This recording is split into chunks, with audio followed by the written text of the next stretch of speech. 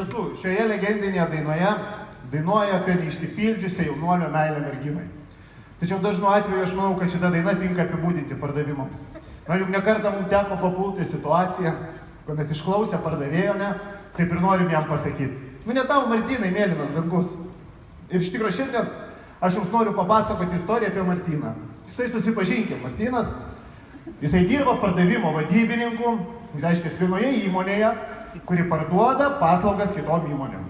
Ir kaip didžioji dalis pardavėjų, didžiąją dienos dalį jisai praleidžia, apdorodamas einančias užklausas, bei dirbdamas kitą sunkų administracinį darbą.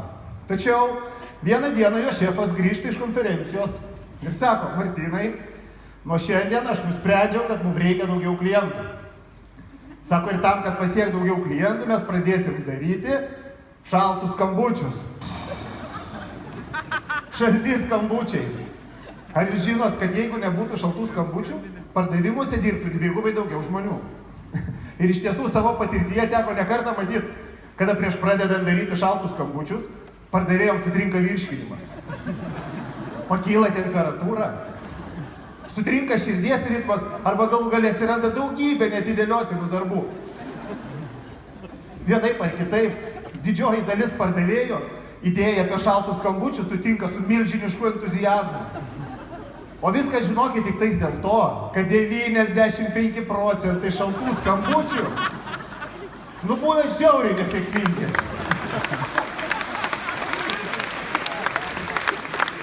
Tačiau mūsų Martynas neiškelmus pirtas rado būdų save užsimotyvuoti ir nusprendė pradėti daryti šaltus skambučius. Kaip ir daugelis pradedančiųjų, jis įsivaizduoja, kad kitam laido gale jo laukia nekantraujantis klientas, kuriam žiauriai reikia šito unikalaus pasiūlymo, jam žiauriai reikia Martyno ir Martynas pradeda skambinti. Sveiki, čia Martynas iš įmonės teikiančias paslaugas verslui. Ne, Martynai, nereikia mums tavo paslaugų. Gerai, antras skambutis. Sveiki, ar galiu sutrukdyti? Ne, Martynai, negali sutrukdyti. Okei, Martynas kerta iš peties. Turiu jums puikų pasiūlymą. Ne, Martynai, neįdomu mums tavo puikus pasiūlymai. Ir žinot tą situaciją, kai darai daugybę skambučių, tau nesiseka, surinki eilinį numerį ir ragelėje girdi pyp, pyp, ir klientas neatsiliepia.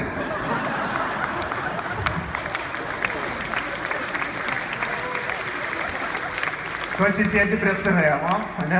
Ir rašai vienas. Tačiau darbas nesustoja. Skambučius reikia vykti toliau.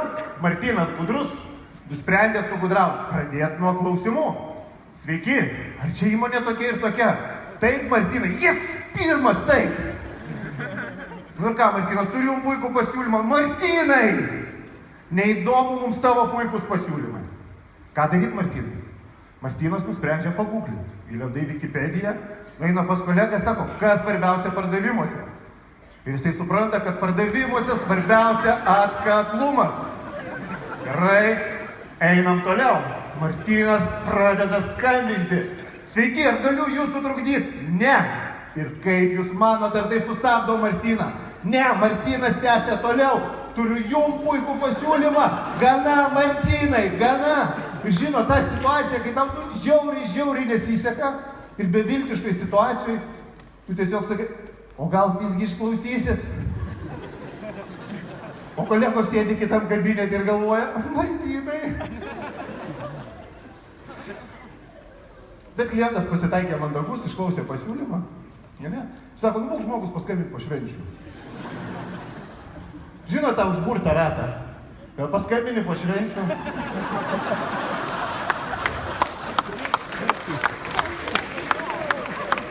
Tau sako, paskambink pavasarį, ne? Paskambini pavasarį, klausyk, paskambink vasarą, ne? Paskambini vasarą, davai rudenį. Ir taip ratas sukasi ir tu skambini. Tačiau vienaip ar kitaip, anksčiau ar vėliau pardavimuose nutinka taip. Kai tu paskambini ir kitam laido gali išgirsti. Taip, Martynai, mes kaip tik kalbėjom apie tavo paslaugą. Mums kaip tik reikia tavo paslaugų. Siūsk sutartį. Yes! ne? Sandoris padarytas ir vieną kartą teko išgirsti netgi tokią situaciją, kuomet vadybininkas iš didelės laimės net pradėjo dėkoti. Sako, ačiū. Ačiū, kad pagaliau kas nors vienas normalus žmogus, kuriam reikia, ne? Ir iš tiesų darbas pardavimuose dažniausiai būtent taip ir atrodo. Visą dieną gauni daugybę neigiamų atsakymų. Tik keli teigiami atsakymai, ne? Ir mūsų Martynas visą dieną jaučiasi lyg kovodamas nelygioje kovoje, todėl dienos galiais būna labai nelaimingas. Ir jam norisi tik nusišauti. Dabar žiūrėkit, kartu su jumis išduokim Martynui paslaptį. Ta esminė paslaptį. Martynai, kodėl tau nepasisekė, ne?